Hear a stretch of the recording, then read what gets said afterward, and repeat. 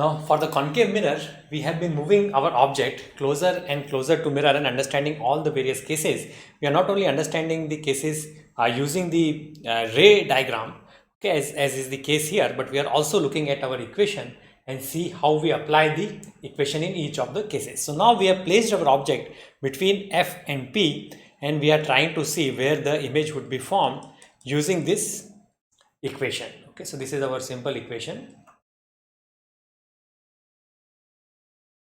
From the picture here, it is clear that when the object is between F and P, then the image is formed on the back of the mirror. So this image is actually not real, but it is virtual, and it is magnified, which means that it is enlarged, not magnified, but it is enlarged, and it is virtual, and it is upright. Okay, so those qualities of the image are known just by looking at this ray diagram. So now we understand how to apply the equation in this case. Okay, so what is our case? The case is that our object distance is greater than 0 because it is on this side of the pole. Definitely it is greater than 0, but it is less than F. So that is my object distance, which means that I will take reciprocal of all of these quantities. I can do that, and this becomes infinite. And at the same time, when I take the reciprocal, I invert the signs. Greater than and less than, they become interchanged. Okay, so now with this understanding, let us look at this equation and see what happens to my image distance minus 1 by u. Okay, so now let us understand this case. Okay, so my v, I can clearly see that it would be negative in both the cases. Why? Because my image is virtual, it's on the other side of the mirror, so definitely v will come out negative in all the cases.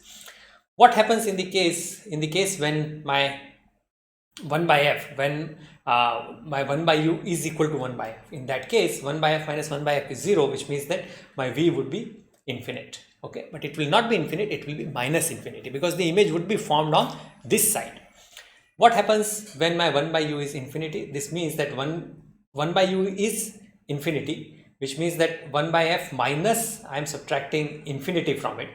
Okay, infinity is very large quantity, which essentially means that I am subtracting a very large quantity from 1 by f, which essentially means that I would still get a very large quantity. So this 1 by v would be a very large negative quantity, which means that v would be approximately equal to 0 only. Okay, but it will be on this side, and that is why we are putting negative 0. Okay, because the image is virtual, the v would be on this side.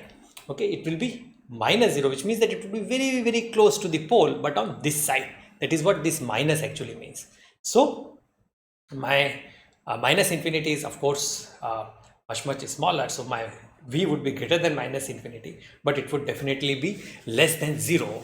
That essentially means that my v would be formed between pole and infinity in this direction. Okay, in this direction, that is what it means.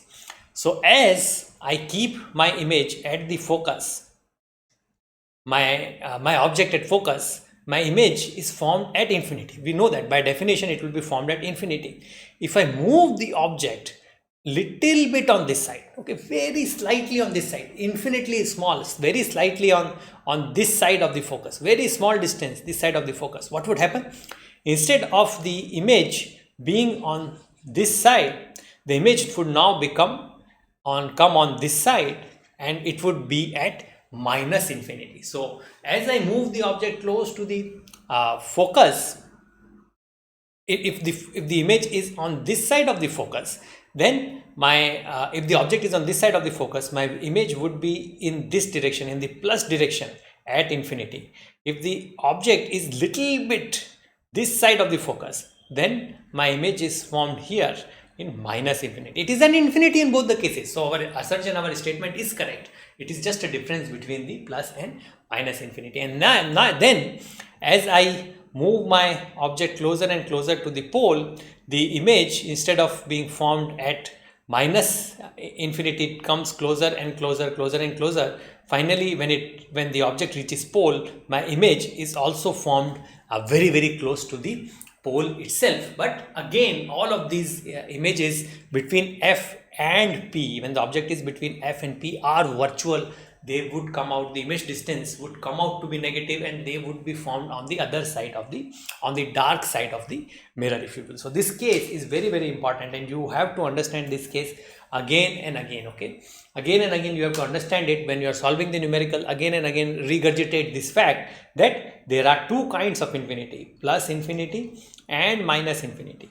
If my object is little bit this side of the focus, the image is at plus infinity. Little bit on this side of the focus, the image is at minus infinity.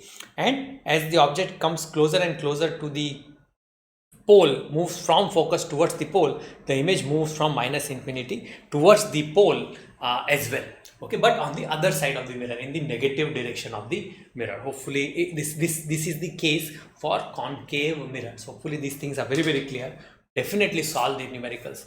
That would the only thing which would help map these concepts in your mind, and of course that is ultimately what we need to solve the numericals in less than 1 minute. Thank you.